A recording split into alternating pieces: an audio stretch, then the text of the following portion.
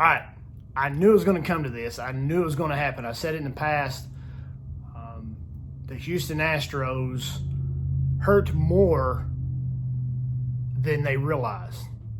And here's the first proof of it that I've seen. A player by the name of Mike Belsinger, who pitched with the Toronto Blue Jays back in 2017, is suing them for ruining his career. This news just broke today. His last game was August of that year, 2017, against Houston at Houston. And he come in a relief pitcher's role late in the game and was only able to record one out. But he gave up like 4 hits, 4 runs, 3 walks. I mean, they just simply raked him over the coals and just destroyed him that inning. Well, long story short, after the game, he was cut by Toronto and shipped out. No longer to pitch again in the majors since 2017. And he is suing them for, one, ruining his career, but he's also wanting the Astros to pay back the $31 million that they got in bonuses for the playoffs and the World Series that year, which he's wanting them to give that to charity, which that's a great thing. But I knew it was going to happen. I knew that the Astros done more than just gain a World Series. They, for one, possibly ruined this guy's career. And it's just going to be interesting to me to see who else follows suit. You know, if it was me, I was the Boston Red Sox, I was the Los Angeles Dodgers, you know, every major league team that I played against in 2017, I'd be bringing a lawsuit, especially if you suffered a loss out of it. So it'd be interesting to see how this shakes out and see what else happens. Way down in the comments here, and let me see what you guys think about it. But I knew this was going to happen. This is just, I think, the tip of the iceberg and the start of this snowball that's fixing to roll over the hill and probably crush a bunch of people on the way. So, hey, listen, I'm going to get to some pickups that I've made here recently, so stay tuned, and let's get this show on the road.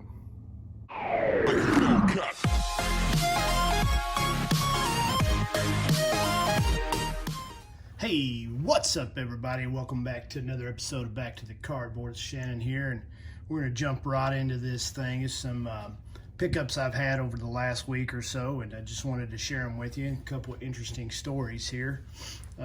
First off, we're going to dive right in. We're going to look at a couple of SSPC cards. It's from the 75 set, the Sports Star Publishing Company. You guys heard me talk about it. I'm sure you're all familiar with them. It's a 630 card set that was released in it was made in 75 and released in 76. So there's some confusion there. Some people think that there's a 76 set and a 75 set. There's just one set, and that's the 75 SSPC. These were modeled after the 53 Bowman. As you notice there's no writing on the front. And all you got some bio and stuff on the back, but it's pretty neat. The SSPC did something that Topps hadn't done while they were running their monopoly. SSPC decided to include the player uniform number on there. I never really noticed that before or thought anything about it, but there you have it. This is the one of Johnny Bench. You can find these in really good shape, mainly because these were only released as sets, so they had stayed well protected over the years. So you can find these in really, really good shape for the age of them. A couple, 2 or 3 notables in there. You got the Yount rookie, is not essentially the rookie, I guess, but the Brett rookie, and there's also an early card of Dennis Eckersley in there. So that's pretty interesting.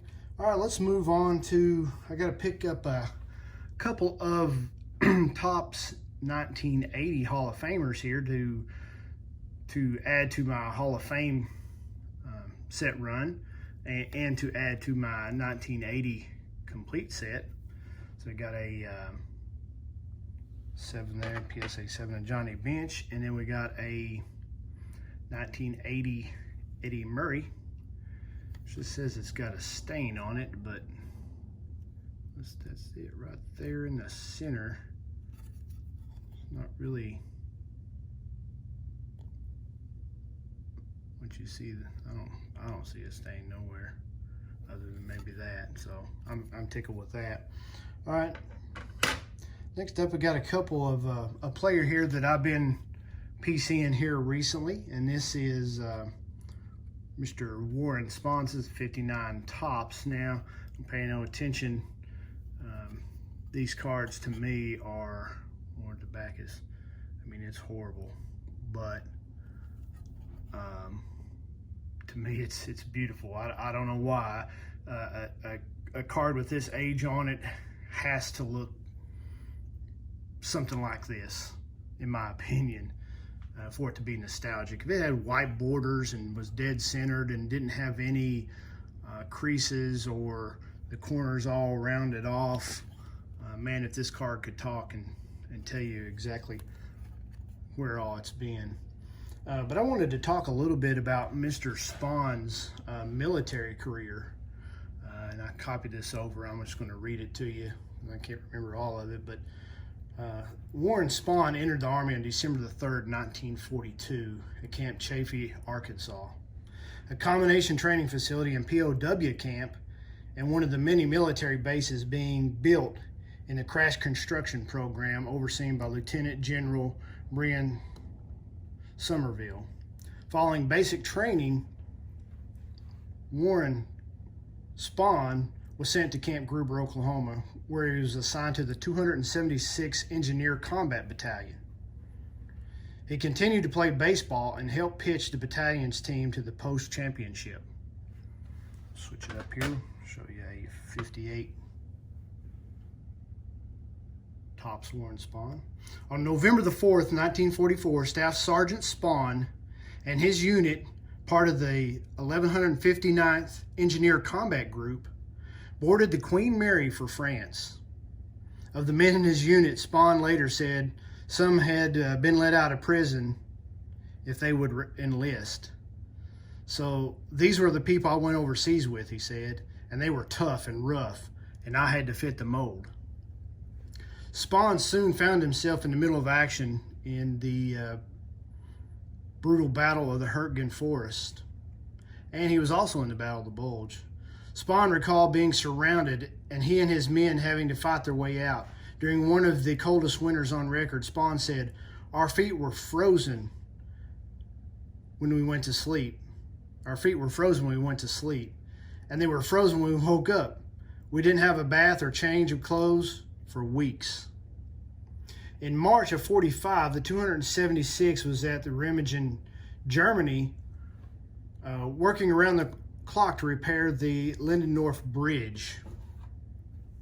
Though damaged by demolitions triggered by retreating German troops, it had not been destroyed, making it the only Rhine River bridge captured by the Allies. On March the 17th at about 3 p.m., Lieutenant Colonel Clayton Rust, the 276 commander, was standing about the middle of the bridge talking to a fellow officer. Suddenly, everyone heard what sounded like rifle shots. Rivets were being sheared off from the trusses and beams, and the bridge weakened by demolitions. Heavy troop and vehicle traffic and vibrations from artillery fire and construction equipment, the bridge was collapsing. A total of 28 men were killed or missing and 65 wounded. 18 men were rescued from the river, including Colonel Rust. Spahn was among the wounded, getting hit in the left foot by a piece of bridge shrapnel. That was kind of interesting. I'll show the back of this card. It's in a tad better shape. But Spahn, part of the 276, received a Presidential Unit Citation for his actions there at Remagen. Spahn also received a Purple Heart, I guess, for getting hit in the foot.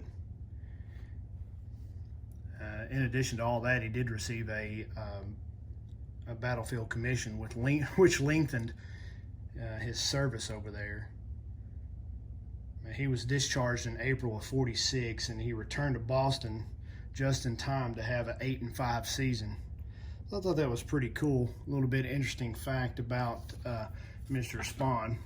You know, what would his career would have been? Would it have been just as good if he hadn't went overseas? You know, did that harden him up and make him tougher than you know what he should have been? I don't know. But regardless, he had an amazing career after he got back from his service. So thank you, Mr. Spahn. Last up, we've got I picked this up kind of on eBay, just scrolling through one night, and just fixing to go off auction, so I put a quick bid on it, and ended up winning it, believe it or not.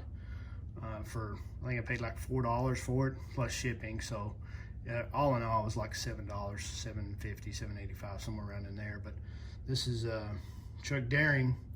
He played from 47 to 56, and he also spent 3 full years in military service to our country.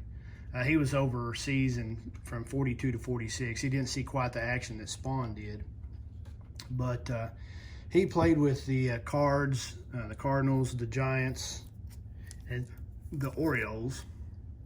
Of the time, he was known as one of the fastest men in baseball. So that's Chuck Daring. Pretty cool. 51 Bowman. All right, folks, that's all I got. Thank you for tuning in. Thank you for hanging out with me and listening to my stories and my ramblings. Hey, hit that like button and follow me if you want, or hit the dislike button if you don't like it. I don't care. I'm just here to show cards and have fun. So until next time, people, peace out.